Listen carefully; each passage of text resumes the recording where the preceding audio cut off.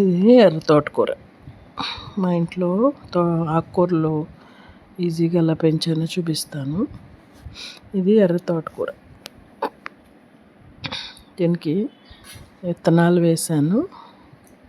విత్తనాలు వేస్తే చక్కగా ఇలాగా ఎర్ర తోటకూర వచ్చింది. ఇది గ్రీన్ తోటకూర కన్నా చాలా మంచిది. దీని వాల్యూస్ ఎక్కువ ఉంటాయి. నెక్స్ట్ ఇది పుదీనా. ఆల్రెడీ మీకు ఒక వీడియోలో చూపించాను. పుదీనాని ఏ విధంగా ఈజీగా పెంచుకోవాలో ఆ వీడియో చూడండి. చాలా ఈజీ. దీన్ని ఎలా చెప్తాను, కొమ్మలు ఉంటే కొమ్మలు మట్టిలో నొక్కేస్తే చక్కగా అవి వచ్చేస్తాయి. మంచిగా ఉన్న కొమ్మని తీసుకుని నేలలో పాతితే మనకి ఈ విధంగా పుదీనా వచ్చేస్తుంది. ఇంకా ఇది పనగంటి కూర. దీనికి కూడా ఒక వీడియో ఉంది, చూడండి. పనగంటి కూర ఆకుల్లో రారాజు అని చెప్పి మీకు ఒక వీడియో పెట్టాను, అందులో ఉంటుంది. దీని యొక్క బెనిఫిట్స్, ఇవి ఎలా పెంచాలి అన్న దాని గురించి. ఇదిగో నా ప్రతి కుండీలోనూ ఈ పనగంటి కూర ఉంటుంది. ఇది కంటికి చాలా మేలు చేస్తుంది, ఎంతో మంచిది. ఇది ఒక్క కొమ్మేస్తే చాలు, ఇది కూడా ఎప్పుడు మనం వద్దన్నా వస్తూనే ఉంటుంది. ఈ పొనగంటి కూర మనకి అన్నిటికన్నా చాలా ఆరోగ్యకరమైనది, ఎంతో మంచిది. ఇది ఈ విధంగా కుండీలో పక్కన పెట్టుకుంటే ఒక సరిపోతుంది. నెక్స్ట్ ఇది మన అందరికీ తెలిసింది మామూలు తోటకూర.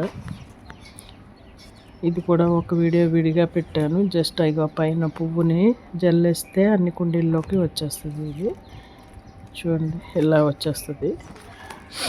కుండీల్లో ఎప్పుడు వస్తూనే ఉంటుంది.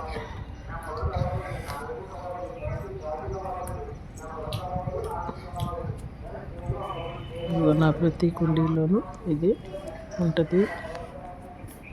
వచ్చేస్తూ ఉంటే వద్దన్నా ఇలా పువ్వులు వచ్చేసి ఆ గాలికి ఆ పువ్వులు అన్నీ వెళ్ళిపోయి ఇలా మనకి వచ్చేస్తూ ఉంటాయి. ఇక ఇది బచ్చలి కూర.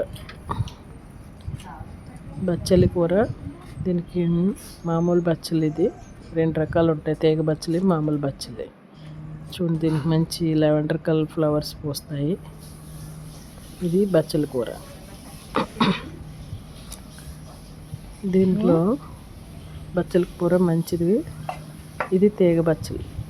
దీనికి ఏంటంటే ఇదేమో పాకుద్ది, అదేమో తీగ మామూలుగా ఉంటుంది. ఇది తీగ బచ్చలి అంటారు. 2 మంచి వాల్యూస్ ఉన్నవే.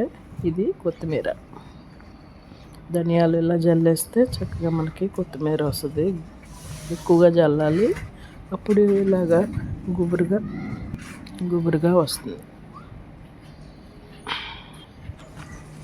ఇకపోతే ఇది